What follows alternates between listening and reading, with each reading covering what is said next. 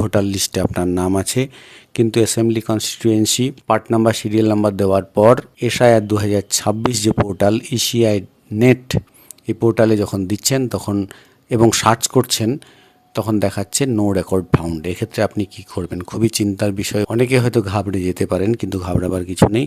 সমস্যাটা খুব সহজেই সমাধান হয়ে যাবে এই ভিডিওর মাধ্যমে। ভিডিওটি শেষ পর্যন্ত অবশ্যই দেখবেন। ইসিআই নেট খুলবেন।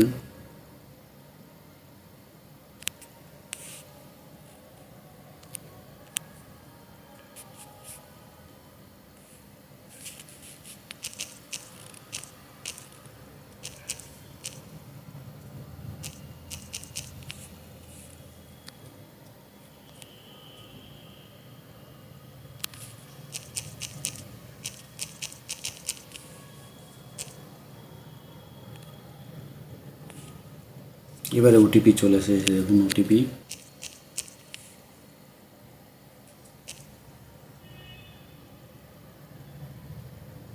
ভেরিফাই ওটিপি ভেরিফাই হয়ে গেল।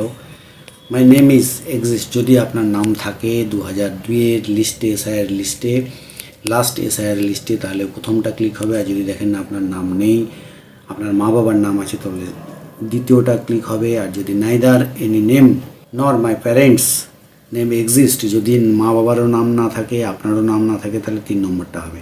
আমার যেহেতু 2002-এর নাম আছে, সেহেতু আমি 1 নম্বরটা ক্লিক করলাম। এরপর চলে আসুন নিচের দিকে, স্টেট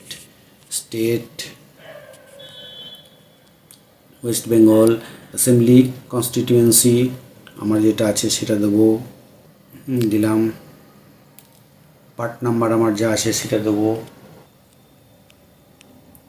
এটা 2002-এর এসআইআর লিস্টে, অর্থাৎ 2002-এর ভোটার লিস্টের যে ইনফরমেশানগুলো আছে সেই ইনফরমেশানগুলো এখানে দিতে হবে। সম্পূর্ণ সমস্তটা দেওয়ার পরে সুন্দরভাবে এটা দেখে নেবেন, তারপরে সার্চ করবেন। নো রেকর্ড ফাউন্ড বলছে, part serial number search, no record found. বাবা কী করতে হবে এই ক্ষেত্রে? এই অ্যাপটিকে বাদ দিয়ে আপনি চলে যাবেন ব্রাউজারে গিয়ে eci.net.eci.gov.in এই সাইটটা খুলবেন।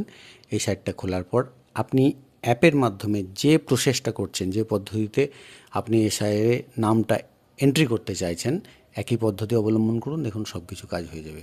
আসলে এটা সার্ভারের প্রবলেমের জন্য হচ্ছে। সার্ভার সবসময় অ্যাপটাকে লোড করাতে পারছে না, তার জন্যই সমস্যাটা হচ্ছে।